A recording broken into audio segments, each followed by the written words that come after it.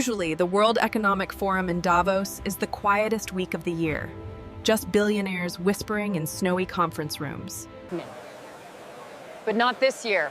The 2026 forum has exploded, all because one leader decided to turn this polite... This week, the search trends data didn't just light up, it melted down. The volume is unprecedented, and nobody is looking for economic news. According to the data, the world is panic searching three things: a frozen island, a fight with a neighbor, and a fracturing alliance.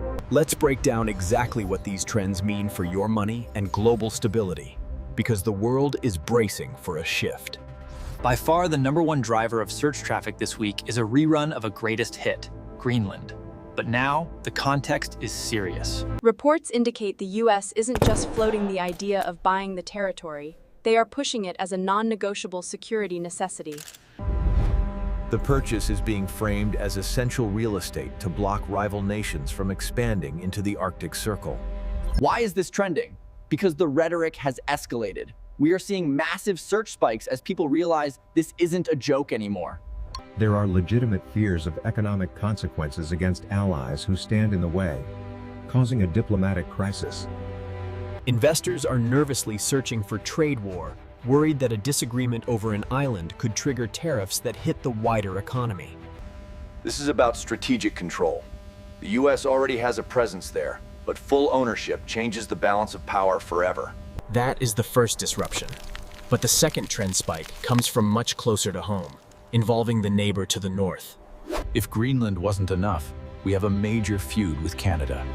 Tensions exploded after a closed-door meeting between leaders.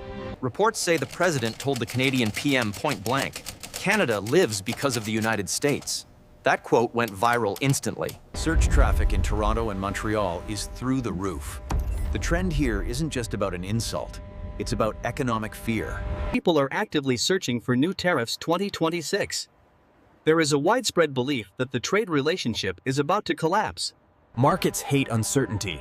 This specific comment caused fluctuations in the Canadian dollar as traders price in a potential conflict. The Canadian leadership is seen as globalist, making them the perfect foil for this new America First populism. It is a clash of ideologies. If tariffs happen, it disrupts the auto industry. That is why everyone from Detroit to Windsor is glued to their phones right now. But the trend is final traps. Most significant. He stated that Europe is heading in the wrong direction, attacking their economic regulations and reliance on U.S. defense. This triggered a spike in searches for future of alliances. The world interprets this as a prelude to the U.S. pulling away. The search terms are dark. People are researching alliance collapse. The anxiety in European capitals is palpable. European markets took a hit immediately as investors realized the next 4 years might bring significantly less American support. It signals a pivot. The U.S. is showing it is willing to ignore traditional friends to pursue deals elsewhere, stunning the Davos crowd. This speech wasn't constructive criticism. It was a warning shot. And according to Google Trends, the message was received loud and clear. Social media sentiment shows a sharp divide. Supporters see strength, critics see instability. The internet is effectively at war. So when we look at the big picture, what do these three massive trend spikes actually tell us about the world in 2026? They tell us that economics have taken a backseat. We are in an era of raw geopolitics, where alliances are up for negotiation. The stability of the last few decades is being tested. The U.S. didn't go to Switzerland to fit in. They went to shake the foundations. For investors and citizens, the message is to prepare for volatility. The predictable days of Davos are officially over. Now I want to turn this over to you. Do you think this aggressive approach makes the U.S. stronger or more isolated?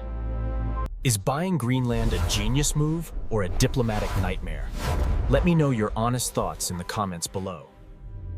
If you want to stay ahead of these global trends and understand what's happening next, hit that subscribe button right now. We will be tracking the fallout from this week closely. Thanks for watching, and I will see you in the next video.